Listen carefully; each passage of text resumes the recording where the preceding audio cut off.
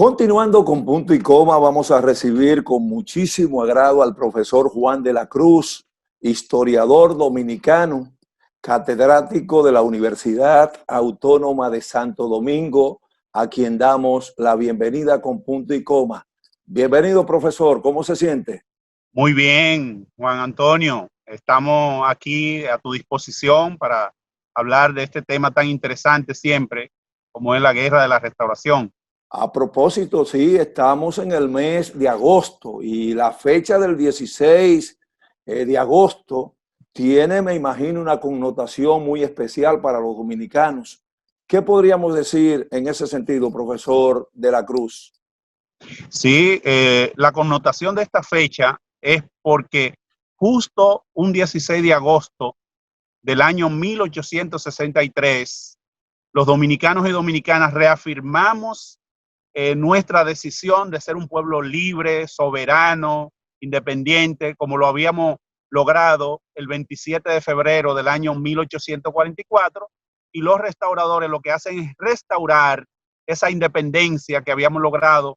varios años atrás, y de claramente con ello el pueblo dominicano dio muestra más que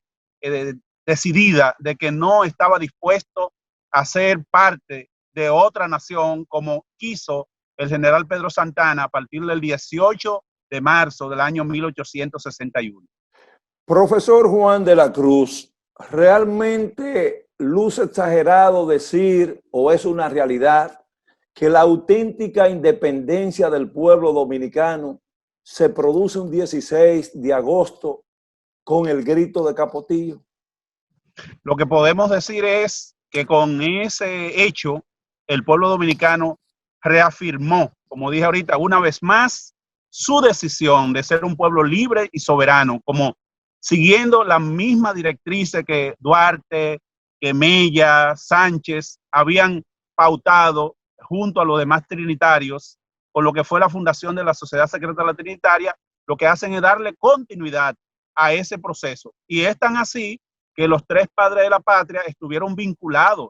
a ese hecho. En el caso, por ejemplo, de Sánchez, fue uno de los que puso la primera piedra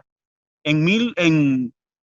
mayo y julio del año 1861. Encabezó una rebelión en contra de la anexión a España, entrando por la frontera dominico-haitiana que conecta con el Cercado, Hondo Valle y esa zona del país, junto a los generales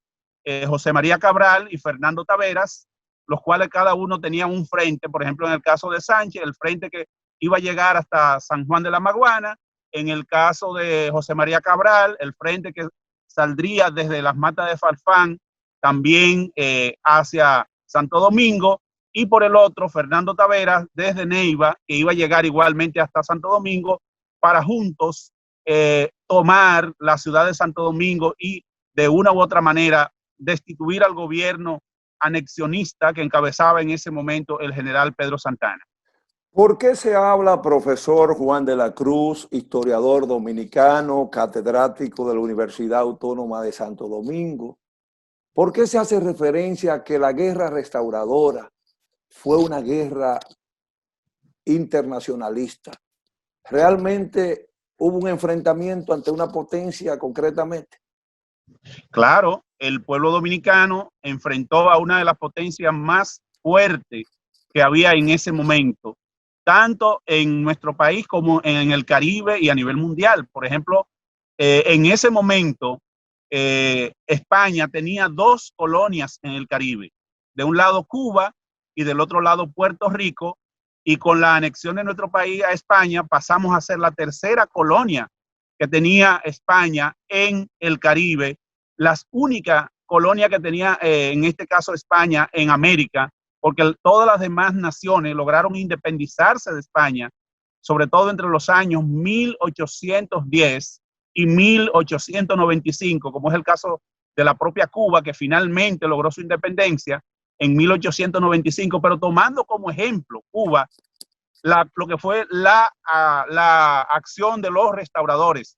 La acción de los restauradores le sirvió de ejemplo a los cubanos. De igual manera le sirvió de ejemplo a los puertorriqueños, con lo que fue el grito de Yara en Cuba primero, y el Grito de Lares en Puerto Rico fueron influenciados directamente por lo que fue la acción de los restauradores. Incluso Máximo Gómez, que aquí estaba del lado de los españoles, allá en Cuba se colocó del lado de los patriotas cubanos, lo que deja ver que el propio Máximo Gómez cambió de punto de vista. El punto de vista suyo era un punto de vista colonialista cuando estaba aquí, y cuando llegó a Cuba, que vio la esclavitud que padecía la mayor parte de la población cubana, entonces cambió su punto de vista y se colocó del lado de los patriotas y tomó lo que era la táctica de guerra de guerrillas que habían implementado los restauradores aquí, la llevó allá a través de lo que fueron los mambises, como se le llama en Cuba, a todos esos líderes negros, mulatos y demás que junto a él lograron emprender el proceso de liberación de Cuba, tomando como ejemplo la guerra de la restauración de la República Dominicana. Es decir, el pueblo dominicano derrotó a una de las potencias más poderosas de la tierra en ese momento, que lo era España, tanto en nuestro país como en Filipinas, en Asia, como también en África, donde todavía tenía posesiones.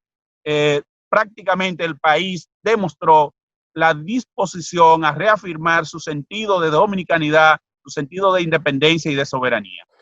Historiador Juan de la Cruz, todo luce ser que la guerra restauradora fue una lucha muy desigual, ¿no? En el orden militar, en el orden de los instrumentos de guerra empleados. Cuéntenos algo sobre esa situación. Sí, lo primero es que los dominicanos no teníamos gran experiencia de lucha, salvo aquellos que se habían involucrado en las distintas batallas frente a Haití. Pero la mayor parte del pueblo dominicano no estuvo involucrado en esas batallas, y no solamente aquellas personas con algún tipo de conocimientos militares fueron los que estuvieron directamente vinculados. En esta de la restauración, hasta las personas que no habían antes participado de las batallas contra Haití se integraron activamente, de una u otra manera, aunque sea colaborando a través de la entrega de alimentos, a través de facilitar, diríamos, algún tipo de armas o facilitar sus ideas, como es el caso de los intelectuales más destacados como Ulises Francisco Espaillat, Pedro Francisco Bonó, Máximo Grullón, Benigno Filomeno de Rojas y otros más, que aunque no estuvieron en el frente de batalla directamente, pero sí en el frente de las ideas, fueron los que produjeron la mayor parte de los documentos que se enviaron a la reina Isabel II y al primer ministro de España, Leopoldo de O'Donnell, y asimismo a lo que fueron los gobernantes de Cuba, que eran los que mandaban en este caso, a Pedro Santana primero, a Felipe Rivero después, y a la mayor parte de los gobernadores que tuvimos en ese proceso, era desde España y desde Cuba que recibían la mayor parte de las orientaciones, y nuestros intelectuales escribieron documentos dirigidos a la reina, dirigidos a Leopoldo de O'Donnell, primer ministro de España, y a los demás, y a los gobernadores, como es el caso de Francisco Serrano, que era el gobernador de Cuba cuando se inició, cuando se produjo la anexión. Y en ese sentido, podemos decir que el pueblo dominicano demostró claramente que, a pesar de tener esa poca preparación militar, pudo organizarse, pudo derrotar a las fuerzas, a una fuerza disciplinada como la Fuerza Realista Española, pudo incluso arrebatarle gran parte de las armas modernas que ellos tenían. Y como dice Pedro Francisco Bonó en una descripción que hace de su visita a al cantón de Arroyo Bermejo, dice que la mayor parte de los soldados patriotas dominicanos estaban vestidos nada más hasta la cintura, porque de la cintura hacia arriba no tenían ropa, y tenían incluso machetes en sus manos, tenían algunos armas muy modernas que se le habían quitado al ejército español, y todos prácticamente tenían un vestuario muy desgarbado, dice él, lo que demuestra que eran campesinos en su mayoría, los que se integraron al ejército restaurador. Y en ese sentido, decir además que Gregorio Luperón, que era un jovencito de apenas 24 años, que alcanzó el grado de general en los campos de batalla, derrotó al general Pedro Santana en 2 batallas consecutivas. Una de esas batallas fue la batalla del Sillón de la Viuda, que está ubicado hoy día entre el Batey Fría, después de Guanuma, y entre el Batey Arenoso de Cebico está esa loma, la loma del Sillón de la Viuda, y allí fue derrotado Pedro Santana, que quiso traspasar este Sillón de la Viuda, este desfiladero, para poder querer colocarse en el Cibao, y no pudo pasar de esa loma del Sillón de la Viuda para llegar al Cibao. Y otra batalla decisiva, que fue la batalla de Arroyo Bermejo, que es en la zona de Guanuma, donde nacen los ríos Osama e Isabela, y allí logró derrotar de una manera vergonzante al general Pedro Santana, que hasta ese momento decía que era invencible y que no tenía ninguna derrota militar sobre sus hombros en ese sentido. De manera que ahí ese jovencito de apenas 24 años que no había hecho carrera militar, como él mismo dice, yo lo que soy es un ciudadano que tuvo que hacer, involucrarse en el ámbito militar, pero fue por la circunstancia misma de luchar por la independencia de la República Dominicana. De manera que todo eso nos deja ver que prácticamente los dominicanos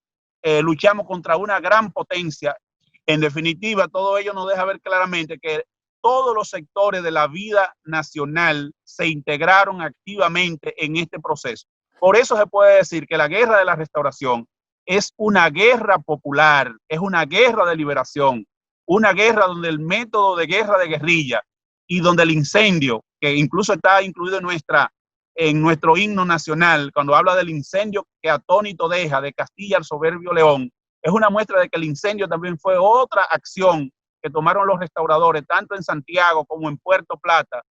para derrotar a las tropas realistas españolas y someterla al dominio de los patriotas dominicanos. Profesor Juan de la Cruz, historiador, catedrático de la Universidad Autónoma de Santo Domingo. Con su benevolencia vamos a hacer una pausa en este diálogo interesante aquí en Con Punto y Coma, donde vienen a conversar aquellos que verdaderamente tienen algo que decir. Mis amigos, mis amigas de Con Punto y Coma, manténganse frente a sus televisores porque en breve lo continuamos.